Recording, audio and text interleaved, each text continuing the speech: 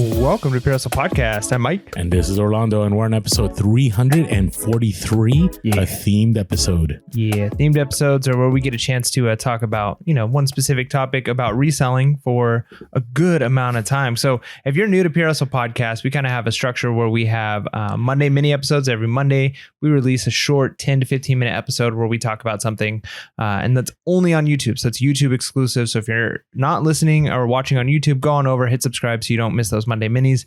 And then every Wednesday we have either an update episode or a themed episode. So today we're talking about something that a lot of you might be wanting to learn some of these things. And that is, what are things that you might not know as a new reseller? Now, I want to throw it out there. This will be a basic episode, meaning not in a bad way, as the kids say basic, but basic in the sense that this might be something, if you've been reselling for a long time, you may know all of these things. But, in the Discord, we have a lot of new sellers that jump on the Discord and they ask questions, and I've even had DMs on Instagram like, hey, it would be great if you kind of started going back to just the basics of starting on eBay. And I think that's valid because, Mike and I were 340 plus episodes, and we kind of get in this place that we expect everybody to be on the same level as far as it comes to reselling. So we talk about certain things. I'm pretty sure they go over a lot of new sellers' heads. Yeah. And the other thing too, and there's nothing wrong with that because it's one of the ways, new resellers kind of learn is jumping in the deep end. But even if you're an experienced reseller, some of these things might be things you're like, yes, like remembering the foundations, going back to the basics. And then also maybe we missed something. So please don't just skip this episode. If you're an experienced reseller, we probably have some cool stories we're going to throw in here. We always have our hustle of the week, but let us know in the comments below. Maybe there's something else that you would think would be a helpful tip or trick, or just something that new resellers might not know and need to know. Yeah, so the very first one, it's so basic, but it takes me back to my early days when I was a teacher and I would get textbooks at conferences and I would sell them. And I sold them via Amazon, sold them via eBay, but I never printed the labels from the platform. I actually would find some random envelope at the dollar store, write the address like on a whatever, a paper or something, and tape it onto. I mean, this is early days, okay? Write the address on there, and then I'd go to the post office and wait in line. Ugh. And I would pay some crazy amount because if you're new, and most of you have probably picked this up, but what the post office charges and what eBay and Amazon charge are different worlds. And the more you sell, so if you become a top rated seller and you become, I don't know how they scale it, but you can get certain discounts. So for example, I get on FedEx, I believe it's next day or it's whatever, one of the FedEx, I think maybe it might be FedEx Home. I get 50% off, right? On UPS Ground, I get 35% off, right? And it depends where you're at. If you have a store, if you're a top rated seller, but if you're new and you're still doing the whole, going and waiting in line at the post office, you're losing hours out of your life. Right now, I strongly encourage you to go to this next thing we're going to talk about here, but I strongly encourage you to get a way to print labels at home and just take care of it. So then you can just show up at the post office. You're not waiting in line, or UPS or FedEx. Yeah, that's kind of the progression. I feel like a lot of people, it's waiting in line. Then I use the kiosk there at the USPS. And then that was, I remember that. I feel like that was like a game changer. Like, man, I don't have to wait in line. I just put in the stuff.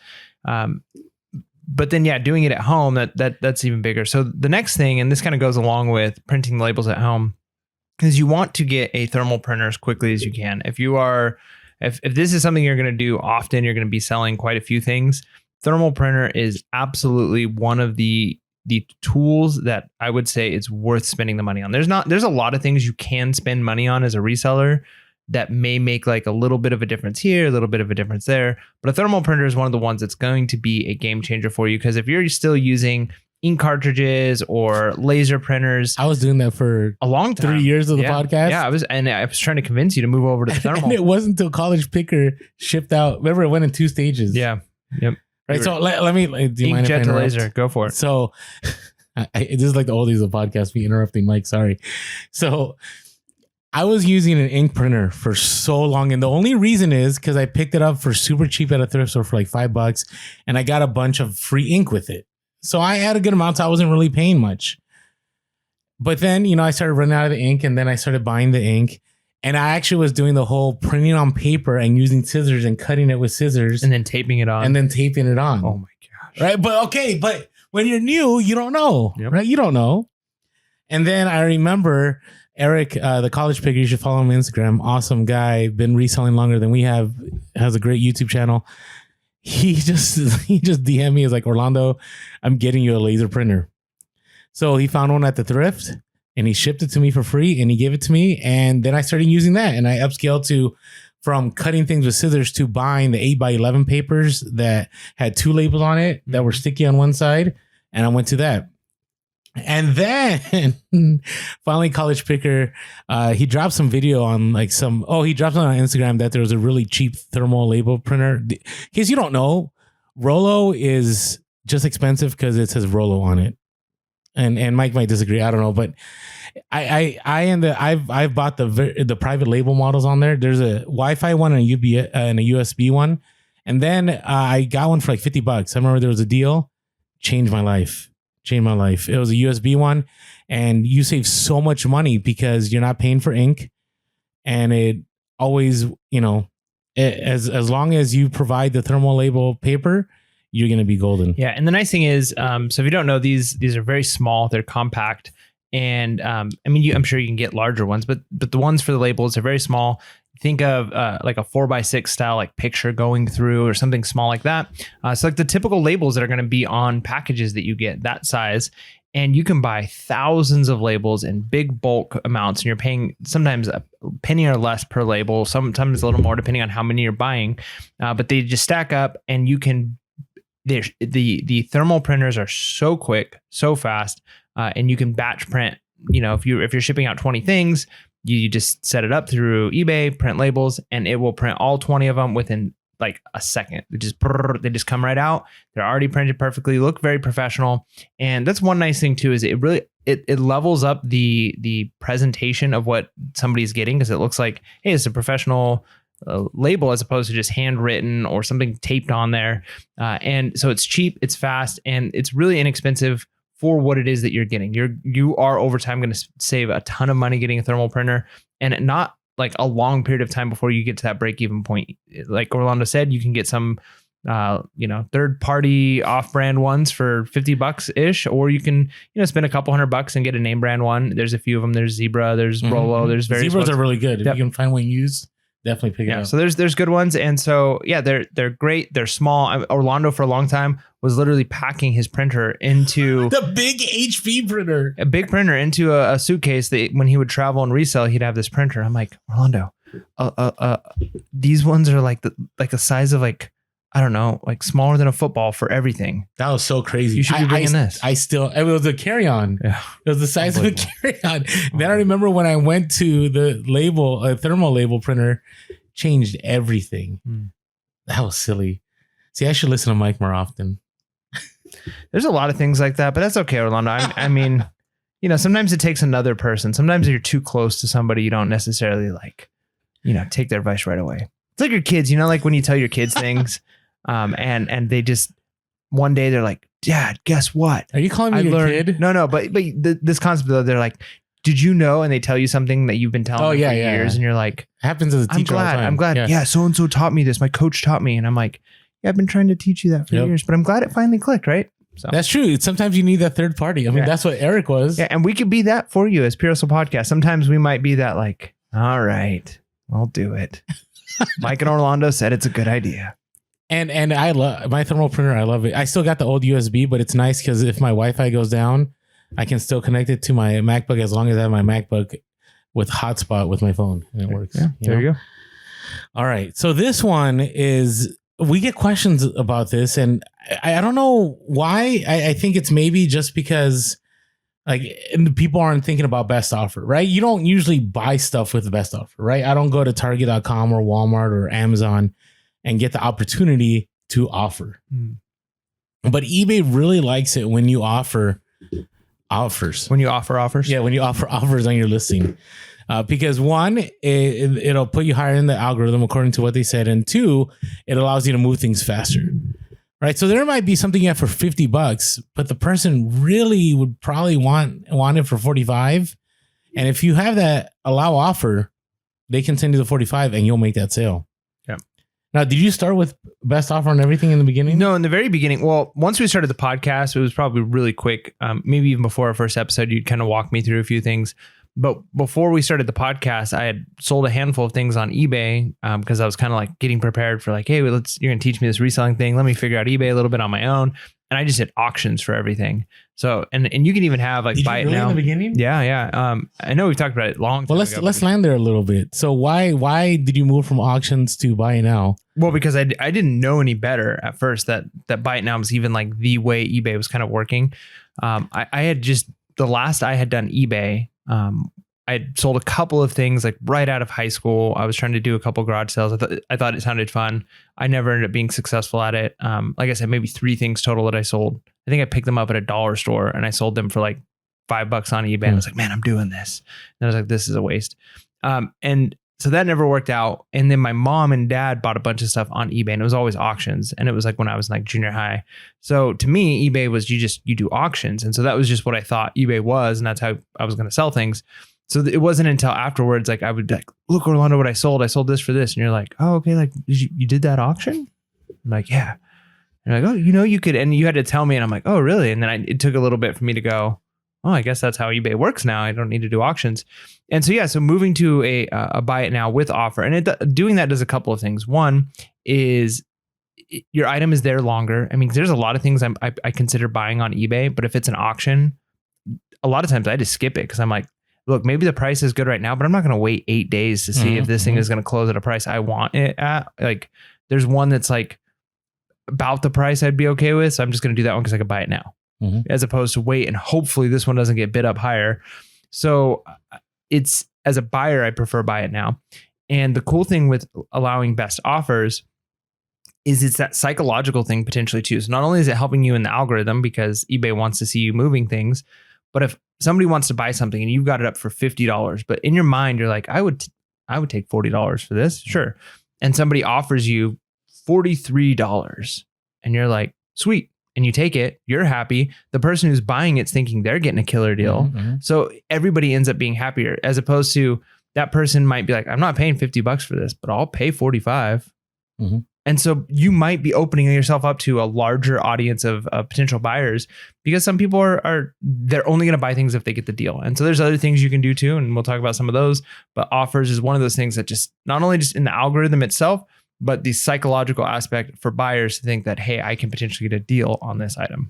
Yeah. Hey, and by the way, as we're recording, if you want to put in the comments on YouTube, something that you think new sellers should know that you didn't know when you started, right? Because I'm sure there's plenty. We might make this a 2-part episode, right? We might have part 1 and then part 2. Yeah, maybe. So next one is you never want to do any kind of communication with a buyer outside of eBay, especially once the transaction has started.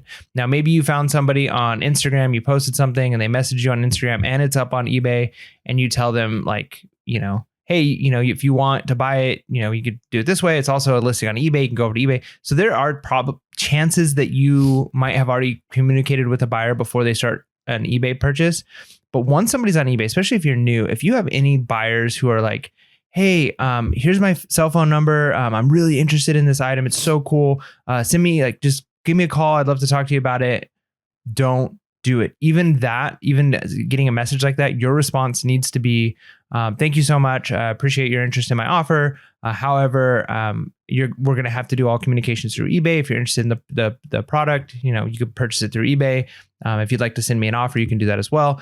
Because if eBay sees that you are potentially using eBay to then move communication offside of eBay, as far as they're concerned, you're stealing money from them. You've used their platform to get an eye on your product, and then you're going to move that sale off the platforms that you could get, maybe lower fees, or, you're not dealing with all that. So you're taking money from their pocket. So eBay is going to punish you for that. They will suspend you. It is not a good thing. So you want to, as clearly and as quickly as possible, be clear that you will not do any communication. So don't be the one to offer it, and don't be the one to accept an offer if someone's like, hey, let me know.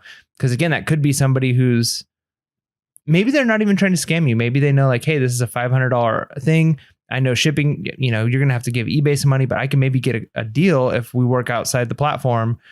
Don't do it. It's not worth it. It's not worth your account. Yeah, it's a dangerous game. I just had somebody message me. They didn't even buy anything. They just said, hey, I'd like to buy up all of your whatever it is. Send the detail list to me at this address. I didn't even respond because the danger is even if you weren't intending to do anything nefarious, if you respond and the algorithms somehow picks that up, you could get automatically suspended, and you don't want to have to deal with that problem.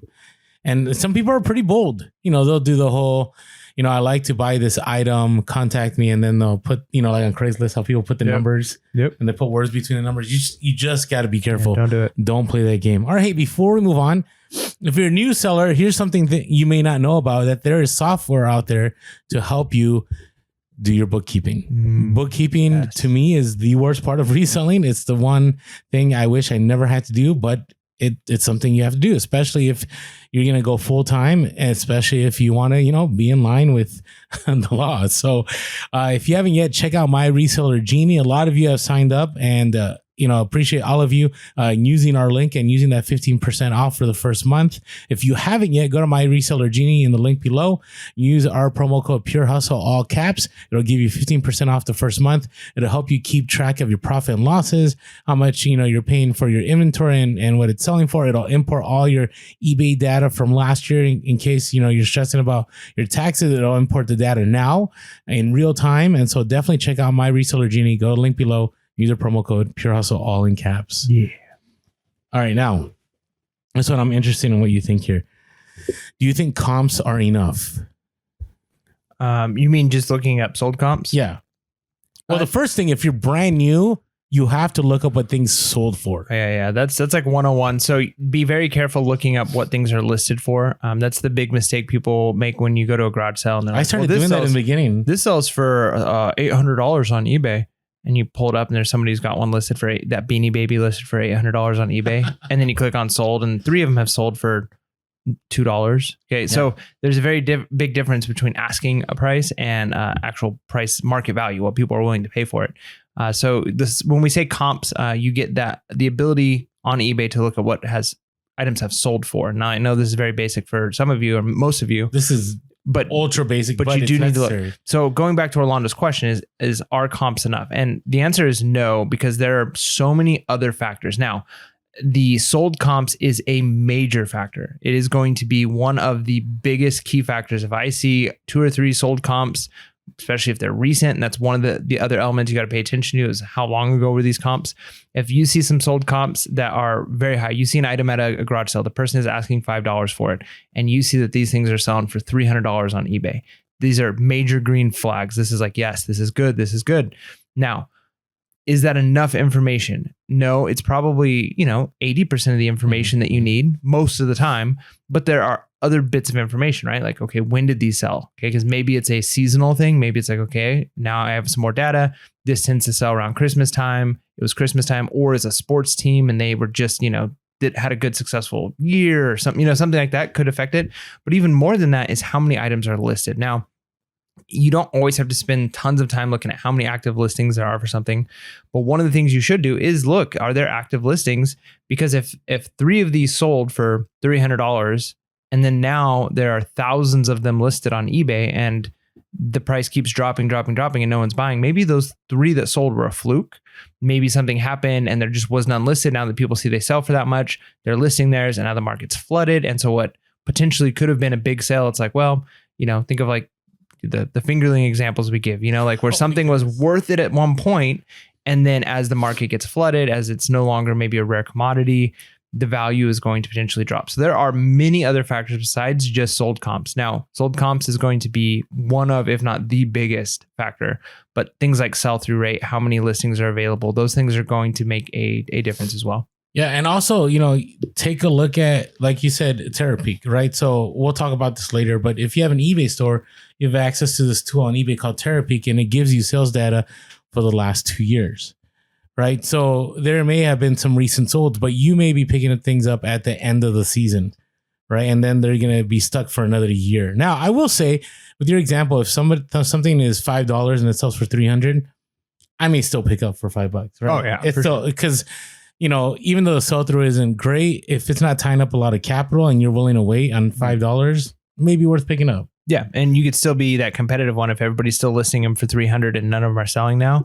Maybe it'll go to 100. Yeah, so that's still a very useful thing. But that'll let you know even when you're pricing things is not just the sold, but those other factors as well. but if it's a $5 item that's selling for like 30 or 40, super risky. If you're paying 50 for an item and it's selling for 100, really risky. Like you don't want to play that game. Sell through rate is really important. Now, again, sell through isn't the end all because sometimes there are certain items that are very, very niche or very specialized, and it's just going to take some time for it to sell. But if you're new, you don't want to get stuck with a bunch of items with terrible sell-through rates because then it's just going to pull your whole store down and it's going to slow everything down. Now, this is a tough one, especially for new sellers because, you're a new seller. You're just learning how to ship, right? You're just learning how to make listings. You got your thermal printer. Like there's all these beginning steps. And it feels really good when you make those first sales, right? You have that money and you're like, wow, I really enjoy this money. I never want to do returns ever because I don't want to lose this money. And so you end up in this mindset that returns are just going to hurt me. That if I open up the door to returns, I'm going to lose a ton of money. Everything's going to get returned and so on. But the reality is returns actually will work to your benefit.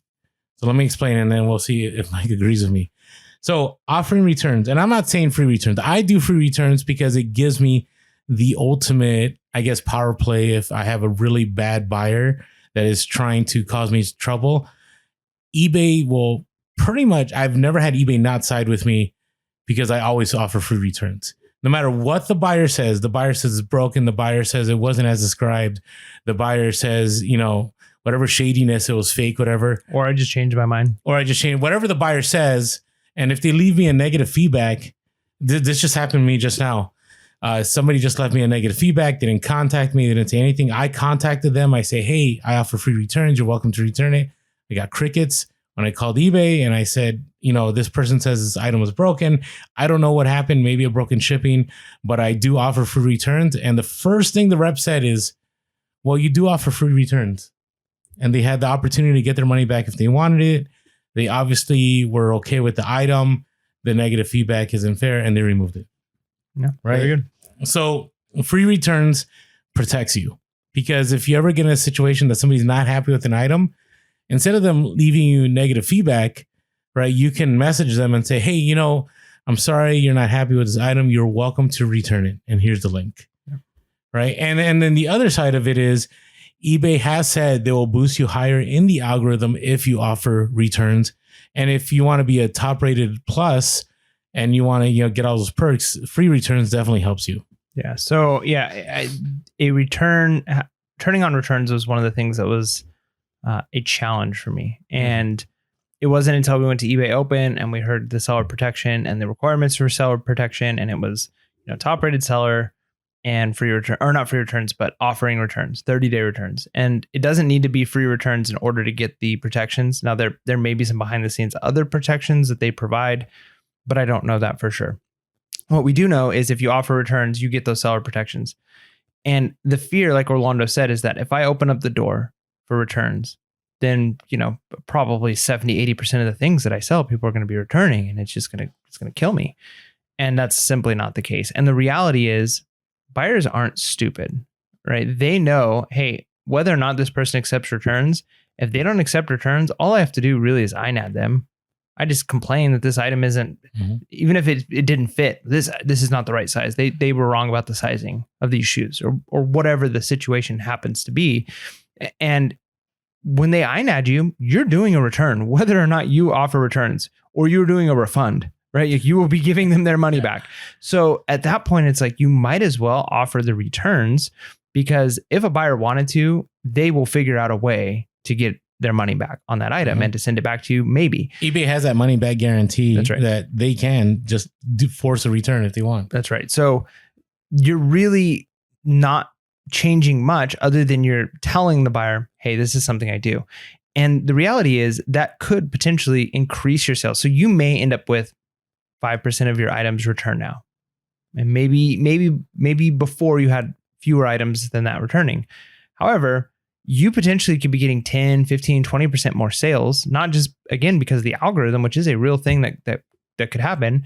But beyond that is buyer confidence. If I'm buying something, and it was the very first time I remember really thinking about like, oh yeah, like this makes a difference, is we were buying some equipment for the podcast, and I sent Orlando a couple listings. It's like, oh, this might work and this might work.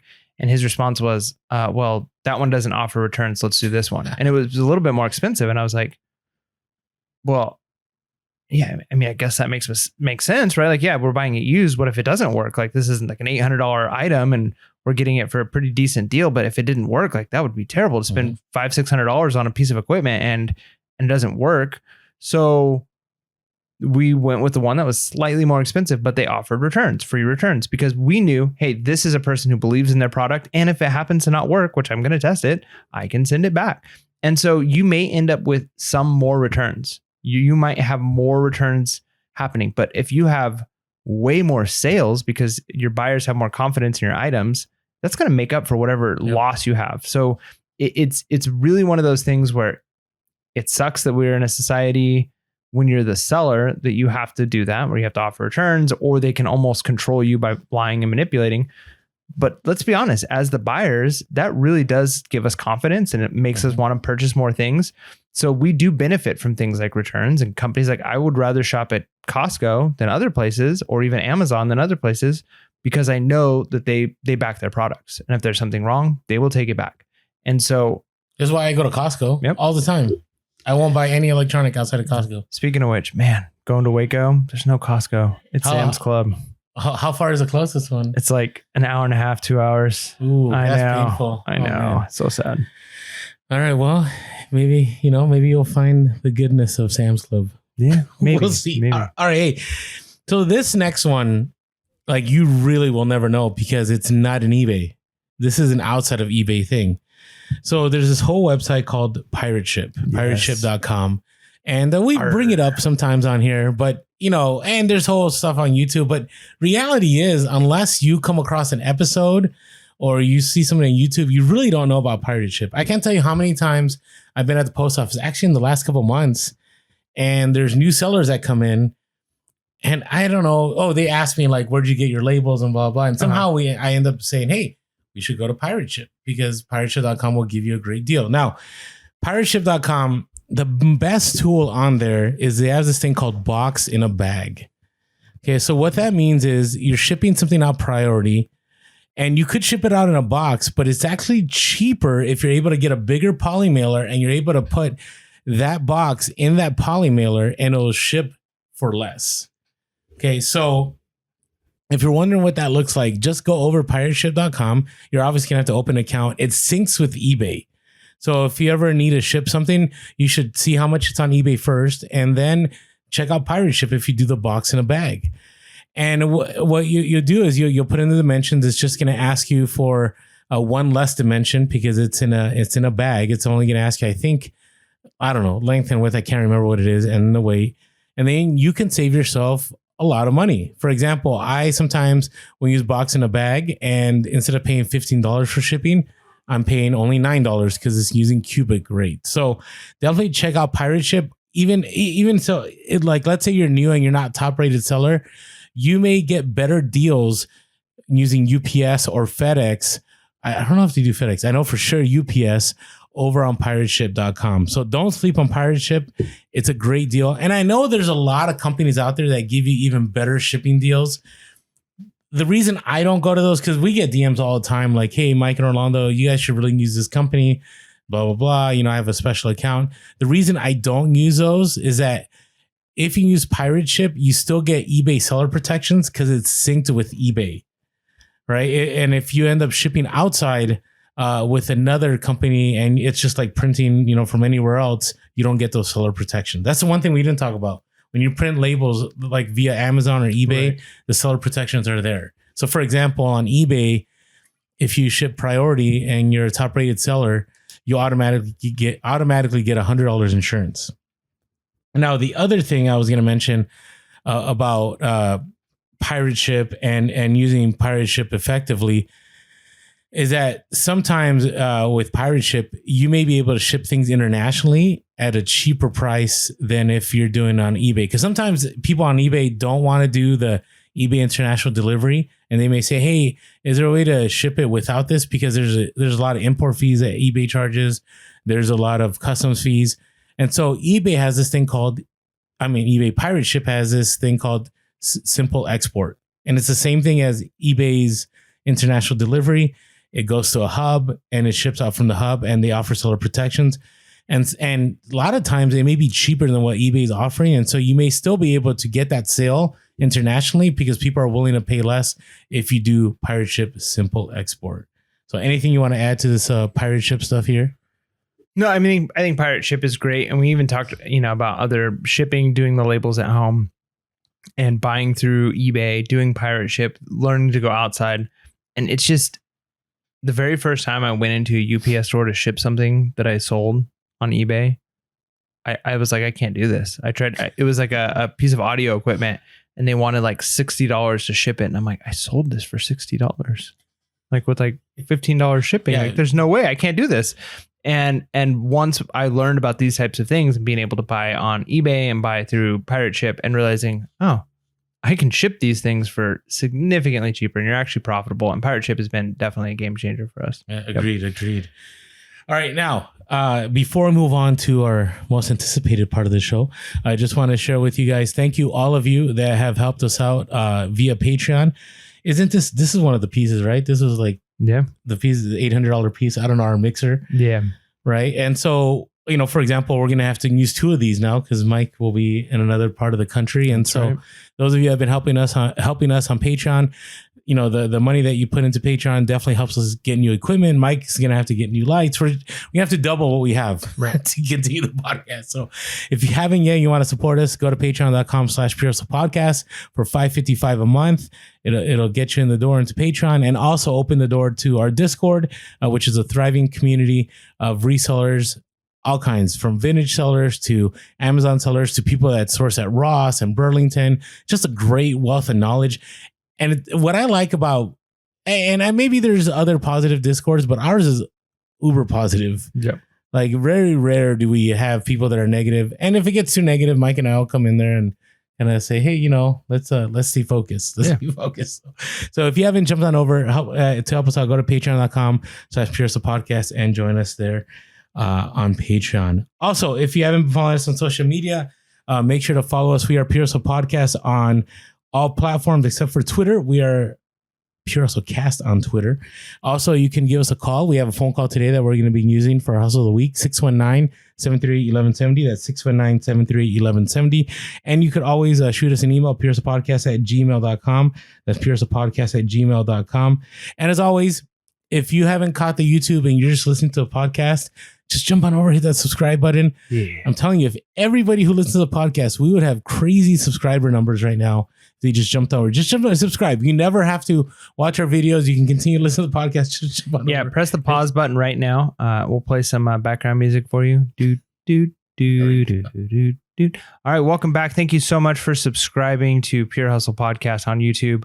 We really appreciate it. It helps us out very much. Right. And then also on top of that, really appreciate all of you that support us on Apple iTunes. If you haven't yet, it's always awesome to read the reviews. It helps other people find our podcast and know what our podcast is about. So if you haven't yet, go to Apple iTunes, leave us that 5-star review and why you love the podcast. So I just wanted to share a couple or three real quick. All right. So a couple or three. Or 3. I just can't remember. It's been a long time since we've done these. So we're going to go with Becca Smiles. Said best podcast for resellers.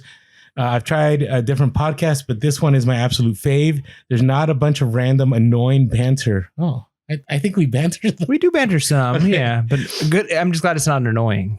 All right, that's good. That's true. But tons of knowledgeable info in every episode. I really appreciate that they keep it clean as well. So I don't mind listening to it around my kids. Great job, you two. Keep it up. And I will say that's one of the things that Mike and I from the beginning were very big on, that we wanted to keep it pure, right? Pure as a podcast. Yeah. We wanted to be family friendly. So, wherever you land on things, at least you feel comfortable listening with family, listening with kids. You're not having to go, oh, I better put my headphones on. Yep. And we just want to keep it that way. We'll always keep it that way. All right. This comes from so_flood_Nicole, long-term listener. I rarely even sell anymore. Oh man, you should come back. But I still tune in to hear Mike and Orlando's banter. That's hilarious. That is hilarious. We just went from annoying banter to somebody who likes our banter. Yeah. I love their bolos and I've learned quite a bit from them. Well, thank you, Nicole. Appreciate that. And one last one here. This one is soon to be X-Player 123. I don't know. I found this entertaining and or helpful. Well, good. I'm glad it's both. Was asked if I found this entertaining and or helpful to leave a 5-star review. So here I am. It is both healthful, like health, not helpful, and entertaining. So maybe they meant helpful and autocorrect. Yeah. But maybe we bring that health. Yeah, we bring health too. We got some nutritional advice every once in a while. We could drop some of that knowledge. Well, I can't. I can tell you great places to eat. Stumbled into this podcast after trying other eBay podcasts. These guys are genuine, insightful, and entertaining. They sell similar items as I do. 5 out of 5. Nice. Well, thank you, everyone. And we're almost at 700. So if you can jump on over and leave the iTunes review, definitely helpful. Just think about that. Like, we haven't talked about the clubs in a while, but you can make it. The 700 club? I think at this point it would technically be the 600 club. You made it before there were 700 reviews, so you're in the 600 club. Yeah, I mean, some of you might get stuck in the 700 club, and you may or may not. If you know, and you may be like, I don't want to be in the 700 club, or you might be like, I want to be in the 700 club. But either way, come leave us a review. Thank you so much. All right, our next part is the part everybody looks forward to in this episode, thing that is most important, and that's the real hustles, putting the scores when the rubber meets the road. Come on, hustlers! It's the freaking hustle of the week. Yeah, hustle of the week. Our first one, we actually have someone who called in. I haven't listened to it yet. I saw we got the call. I was at work. I was teaching, and so they bring it up like a bolo, but it's hustle of the week. Nice. So nice. It's a great one too. And I think I know who this is, but I can't say for sure. All right. Well, let's see what we got here. So if you're ever wondering how to do this, you can always give us a call, 619-738-1170. All right, you ready? It's going to make you log in somewhere else again. No, it should play. It should play. Here we go. Bolo. Nice. Hey, Mike. Hey, Orlando. It's Matt here. Hey, I got a bolo for y'all. Hey, garage selling. I got no musical talent. Did choir in middle school. Did do in high school. Too cool for that. But I came across a generic, off-brand Yamaha. It's a Yamaha brand saxophone, but it wasn't branded as Yamaha. It was branded as another manufacturer. Forgetting the name, but for everybody out there who's looking at music equipment, don't be afraid to ask the seller if they could talk more about it, because I actually had the kids of the seller said that they were selling it for their father who came out, and I was like, hey, can you tell me more about this? And he told me he wanted $50 for it, and I think even a really poor generic saxophone is worth more than that. And he was saying, this is a really high quality one. This is how everything goes together. This is the pieces you needed. And there's these seals that go around the saxophone keys, I guess. I don't know anything about it. And he goes, those might need to be replaced, but otherwise, I think it would probably work. And so with that knowledge, I said, hey, what'd you take? Doing the Orlando, hit him with that number, hit him with $40 from 50. And he said, yeah. And it took me a little bit of research, dig it online, but I then realized that the brand was an off Yamaha brand, and it had pearl inlay keys and everything. Sold for $499 free ship. Holy smoke. So anybody out there, keep your eyes peeled on that music equipment, and we'll see you on the next one. See you guys.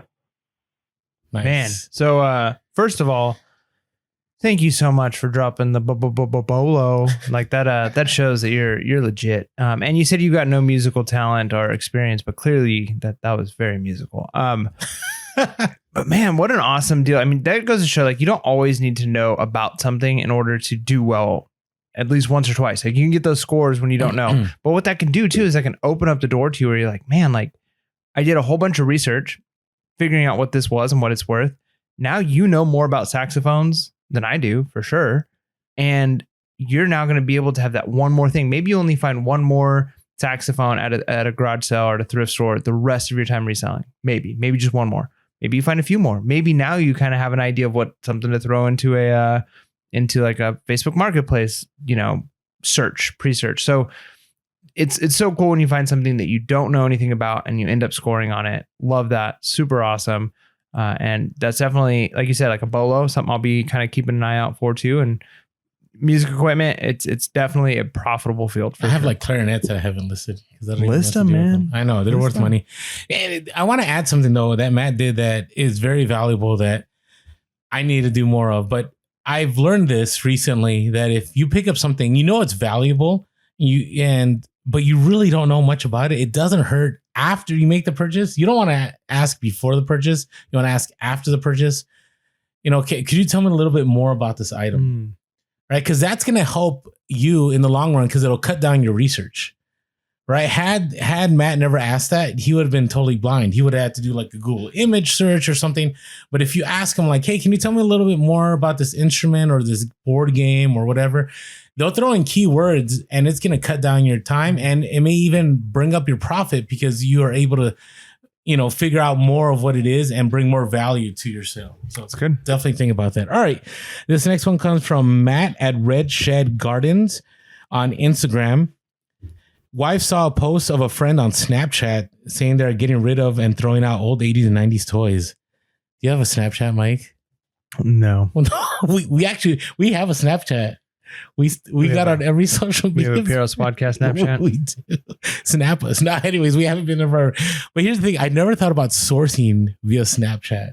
I mean, it's one of those things if you just got friends, right? Like what is it? Group? Is it GroupMe? GroupMe is like a popular. I haven't even heard of that one. It's just like for friends to like talk back and forth. Oh, I think I used that one time on a trip or something. Yeah. So like, if you've got like a group of friends that all like do something particular, it's almost like a Discord channel. Okay. And so it's like Slack. Some kind of, yeah, but a little less formal. And so like my wife has like friends from church, like a lot of the ladies from our church that will occasionally be like, hey, we're getting rid of such and such. Does anybody want one? Right. Like, so it's not like I would source GroupMe, but if you're a reseller, you're going to be, your eyes are going to be open to any sourcing opportunity. Yeah. So this is great. So went on Snapchat. One of their friends was saying they were getting rid of and throwing out old 80s and 90s toys. Oh, I wish I was there because they smelled and got mildew from storage in the basement. Wife asked if she can get them and picked up 3 toys and eat or toys. I typos as toes. It's toys, man. Okay, so that would be weird. They picked up 3 toys and totes. Yeah, I mean, I was gonna say 3. Man, I didn't even know what I wrote. Come on, Orlando. 3 totes, and even took the garbage bag they were throwing out. There was actually good stuff in the garbage bag, such as Barbies, glowworms, Star Wars items, etc. In the garbage bag, there was also in the pile, actually in the totes, there was actually good stuff. One of the items in there turned out to be a handheld game. It was a Nintendo game handheld Nintendo game from 1984, which turned out to be a grail. It was a Nintendo Mickey Mouse Panorama screen watch and play. Put batteries in it. It actually still worked. Listed it on eBay for $600 plus shipping and sold to someone in Spain for $555 plus shipping. Actually, the buyer paid $740 for this handheld game. We'll probably profit over $1,000 from free stuff after a nice cleaning.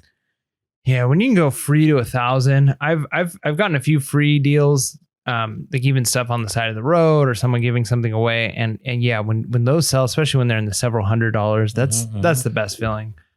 So yeah, what a good hustle. Handheld game, and it goes to show that like you've got to. We often talk about like you can source things, people sell things for cheap because times are hard.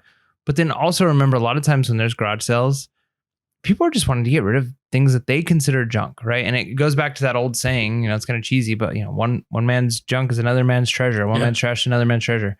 And it's actually true in a lot of ways. And again, maybe these people, if they knew that this one thing they could have sold on eBay, they might have taken the time to learn how to do eBay so they could have sold it. But a lot of people are like, I don't have the time to go through all this stuff, figure out what's what. To me, it's junk. I'm throwing it away.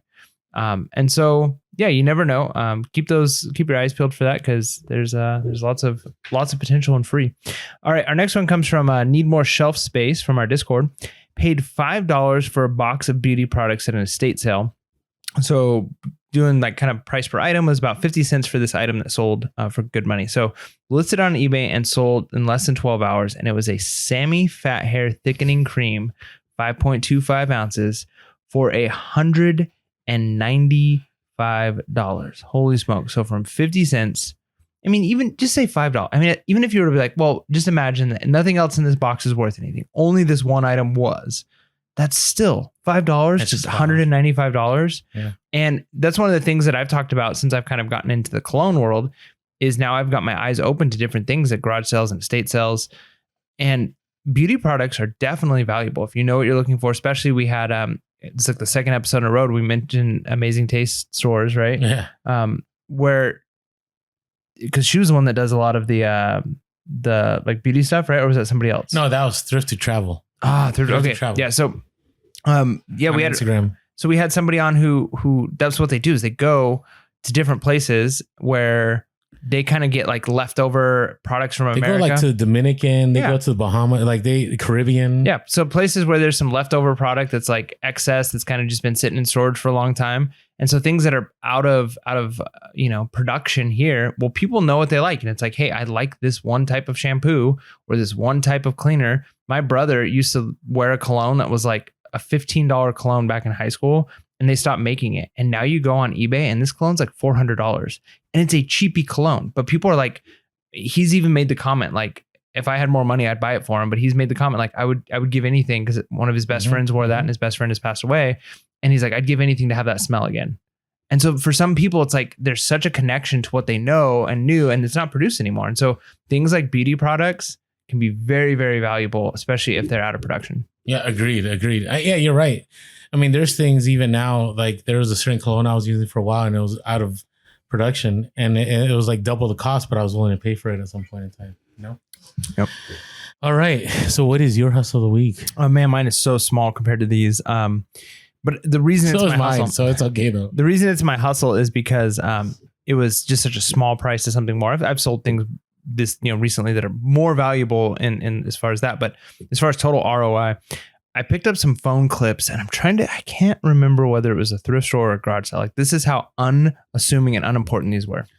They were just, I remember though that they were like 2 for $1, so it was 50 cents each, and they were these new in box cell phone clips, and it was so cheesy. I can't even believe I picked them up, because they've been sitting in like my eBay for probably years now at this point. And the picture on the cell phone thing, they're clips that go onto cell phones, and the picture is on a flip phone. So that's how you know how old these are. And it's like some kind of a sticky thing that sticks to the back, and it has like a carabiner clip on the top, where you actually can clip it onto like your belt buckle or clip it onto something. Okay. Right. I've never seen anybody use something like this on a phone. And on the bottom, if you push the back, there's a light, like a little LED light.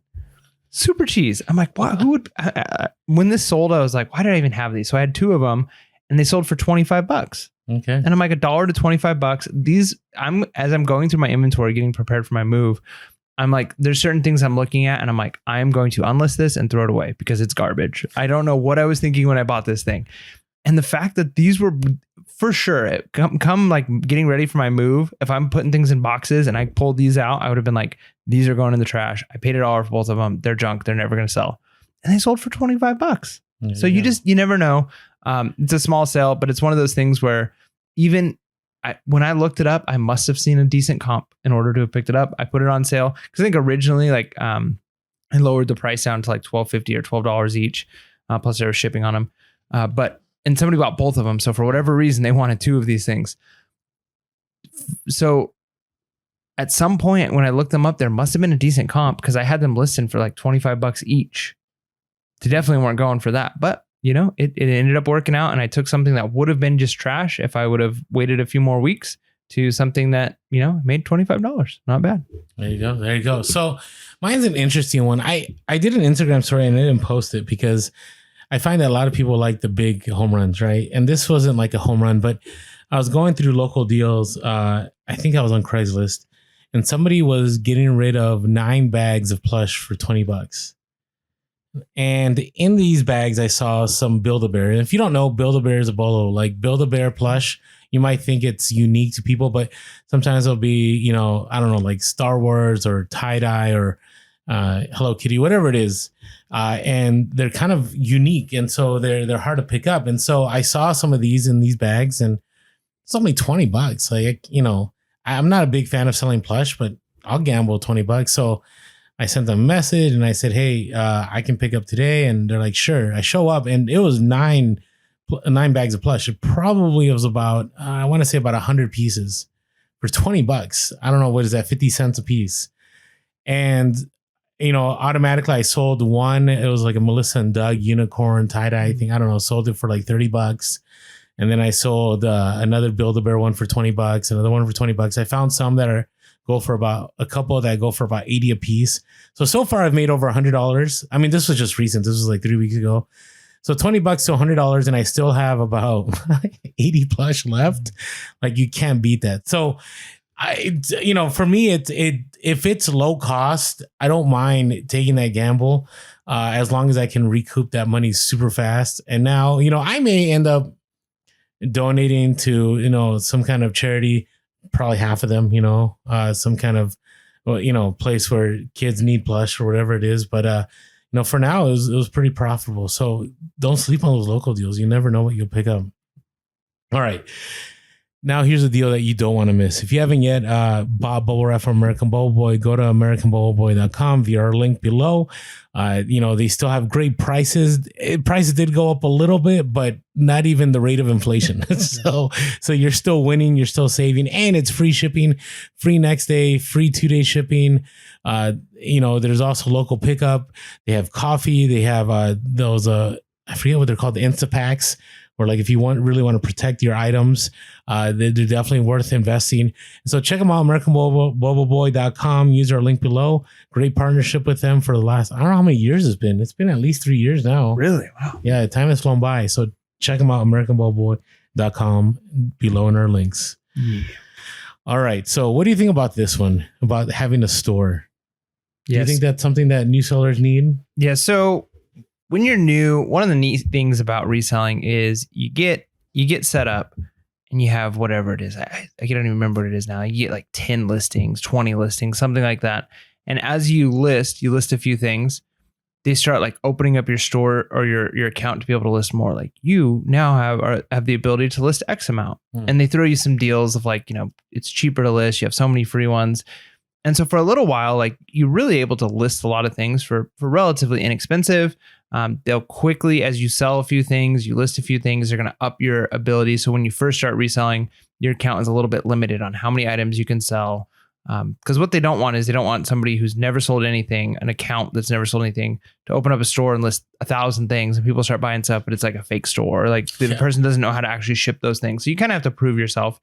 Things open up quickly, but there's a weird like moment as a reseller where you got to figure out like, okay, do I buy a store? Because you don't need a store to list items. You're paying a certain store price. Subscription. Yeah, store subscription. You've got certain items you're listing, and they've got various amounts that they cost, whether or not you're doing it as an auction or buy it now, and how many you could add extra things to like increase. You can do, there's various things you can do. And so each listing, the final value fees are going to be based off of whatever the choices you chose. Now, getting a store, you're paying a certain amount up front, and there's different store levels, but each store level comes with various perks, right? So that store level that you purchase might come with 250 listings. It might come with 500 listings. It might come with 15. So there's going to be different amounts of listings that you can list before you have to start paying. And there's the weird like bubble moment of like, do I upgrade to a higher store? Should I get a store? Technically, like, the amount I'm paying in final value fees right now is actually maybe a little less than the amount I would pay for a store. So maybe I don't pay for a store. And the hard part is when you're thinking like 15, 20, 30 bucks and the difference is like $5, $6 here and there, you might be like, it's not worth it to get a store. But don't think of the store as costing 15 or 30 or however much the various levels of stores cost. And I silly that I don't know this amount, but I don't remember what the beginning stores. You remember the starter store cost? No. I'm gonna have to look it up. Whatever it is. Sorry. Our stores are the higher subscription. So whatever the I'll lower, look it up while you talk. whatever the lower store amounts are, you might think like that's the amount you might be thinking like $20, $30. But if you're already paying $15, $20, $30 in final value fees, and listing fees and all of those things, the difference might not actually be that much. You might be talking $5, $10, So $15. here's the deal. So you don't want to get the starter store. I would say you should jump to the basic store. 21 because it gives you more perks. You get a quarterly coupon. If you do the starter store, you're not going to get the quarterly coupon, which that will help you get some supplies. And so the basic store is $21.95. We don't work for eBay, by the way, but you get 1,000 free fixed price listings and 25 cents for every item after the 1,000, right? And then you get 250 free auctions in certain categories. So it's definitely worth it to you. Now, that's just the tip of the iceberg. Yeah. What I think is the most valuable part of a store is that you're able to run sales. You can send coupons. You have access to Terapic research. That in itself is worth getting the store. Yep. Yeah, you save money. You get a coupon. And on top of that, you're able to get higher in the algorithm and sell your stuff faster because you're running sales and you're sending coupons and you have the research to know, should you do free shipping? Should you price your things lower and so on? Now, the reality is all those things are definitely worth it, but you still have to figure out, like if you're brand new and you're selling or listing 5 items a month, 5 items a week, you're only moving a few items a month. Yeah, it may not be worth it. It may not be worth it, right? Because you're going to be paying a couple $100s a year for this store. And if you're making $500-$600 a year on eBay, it's definitely not worth it. But the thing is, at some point, you're gonna continue to grow, and you're gonna get into that zone of like, is it worth it? As soon as it's to the point where one, you're moving more stuff than that, where a couple $100s a year isn't that big of a deal, definitely do it. And then also, like Orlando said, the ability to get the coupon, the ability to run sales, send coupons, get the Terapeak, all of those things they're worth it. Because in the long run, you're going to be able to make more than the couple $100 that you're paying for that store subscription. And it's hard when you think of like the yearly price. It's like, oh man, like a couple $100s a year. Like that sounds like so much, but it's spread out. And these types of things are tax deductible. And you're not wanting to think about taxes when you're first starting out with reselling. But in the grand scheme of things, a couple $100 compared to what it would cost to have a brick and mortar storefront, it's nothing. Yeah. And eventually you'll reach that sweet spot. So for example, I have, about 3,500 items in my store and I never pay for any listings. I pay $60 a month, but I get up to 10,000 and it's gotten better. Now, again, you got to make sure it's worth it to you. For me, it's completely worth it. Cause I love the sales definitely help me get more sales. So you got to think about that. Now, this other one we kind of talked about in the last podcast, but we'll bring it back again. If you're new, you may be scared when somebody who has zero feedback sends you an offer or they buy something. And in the beginning, you will get hit with a ton of scammers. Okay, they target new accounts. So don't be discouraged and think like, man, this is terrible. If here's the main scam that I see new people get hit with. I don't mean to interrupt you. Yeah, it's all good. One of the scams that I've seen a lot of new people get hit with. My brother-in-law got hit with this one. I've seen a lot of people. Is you will have something for best offer, and let's say you're selling it for $20, and somebody's going to offer you $30. They offer you more than you're asking for, and you're like, sweet, I'm going to take this offer. Those are always scams. They target new people. They never target. Once you've been selling for a long time, and you've got hundreds of reviews, even 10 reviews, you're not getting those anymore. So don't be discouraged about the weird things that happen at first. Yeah, agreed. So building on that, if you don't get scammers, you may get somebody that has zero feedback and you're selling $100 item and you may be scared. As long as they're not doing anything fishy, they just may be somebody who's like, I really wanted that pumpkin blow mold with the LED lights that was sold at Costco and you're the only person that has it. And they just randomly needed this decoration. And so they went on there and that's why they have zero feedback. Right. And in our experience, I find that the more feedback people have, the worse the problems. That's just my experience. If they're the buyer, if they're a seller, more feedback is a positive thing. A middle number of feedback, if someone's got a couple hundred feedback as a buyer, that's never a red flag for me. But yeah, when you're talking about thousands or tens of thousands of feedback, you're more likely to run into issues from a buyer. So don't be afraid. Of course, zero is still going to be some yellow flags. There's going to be some caution, but you don't have to be like, this is a scam for sure. It's don't get scared off by zero feedback. Yep. It may be just fine. Yep. Or just even low. And then finally is, as a reseller, you've got to figure out what works for you. Like, what is your niche? What is your passion? What works in your region? Because a lot of times when I first started out, and there's nothing wrong with kind of learning and getting the going through the education of reselling by doing things that maybe it's not your style or not your passion, but you're learning how to ship and source and all of those things. But if you want to do this long term, even as just a hobby, it's got to be something that you know that works for you, and you can't just copy and paste somebody else's methods, somebody else's strategies, what somebody else is sourcing. When I first started reselling, Orlando was selling a ton of VCRs, and that was kind of one of the things he told me to look out for. So I picked up every VCR. If I walked into a garage sale and they had VCRs, I mean, I looked them up, but I had just stacks of VCRs. And then I realized after a little bit, I hate selling VCRs. It's just not for me. And so you've got to be careful, because you can watch a YouTube video. And to be honest, a lot of times I like to think that at PRSL Podcast, we're not just making videos like a quick 10-minute video that's just clickbait of like, here's a cool thing to buy and sell, that we're just trying to get a 20, 30, 50,000 views, but we're trying to put out long form content.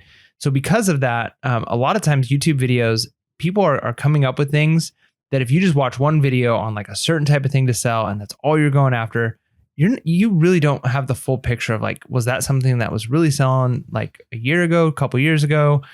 Is it still a thing? And so you want to take and just copy and paste something you saw somebody else do. Here are the 4 brands that I should do. Here's the way I should do this. And you start to do it and you realize, I don't like this. I'm not good at this.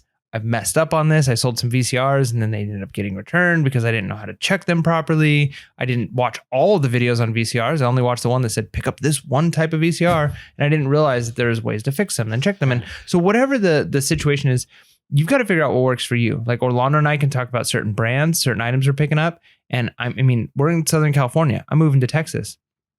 Things are going to be different. When I was in Colorado visiting my mom, I saw a lot different brands. The brands I saw they're different. And I didn't know some of them versus the things I see here. And so you can't just watch one YouTube video or listen to one podcast and say, these are the things I'm going to sell. These are the things I'm going to do. And a lot of times I'm a firm believer that if you did anything for 40 hours a week with the intention of making a living doing it, you could probably make a living doing it. Maybe not right away. Maybe it takes you years to develop the skills or audience or whatever it is you have to do. But if you're like, man, you know what? I don't care about VCRs, or I don't care about used shoes at all, but I really, really, really love crafts and yarn. Like yarn is my thing. Like I love yarn and different types of yarn and yarn from the 60s and yarn. If you know yarn and you love crafting, you are probably going to be able to go and find the crafting stuff that's like really sought after in your niche because you know it and you love it. And you're probably going to do really, really well there. So if you're trying to sell the things that Mike and Orlando sell because this is what we talk about on the podcast, and you don't care about it and it's not in your area, you're not going to be successful. Sell the yarn instead, right? Like you've got to find what works for you. You have to really know yarn to be successful. Do you really? I don't know. I mean, I don't know if you do. I feel like, I mean, maybe you do, but in those, you would be so surprised no matter what hobby you're in. That is true. You could be in dart throwing. Like if you're like, I throw darts. I go to the bar every weekend and I throw darts, and that's what I do. Like that's my thing. And I do competitions.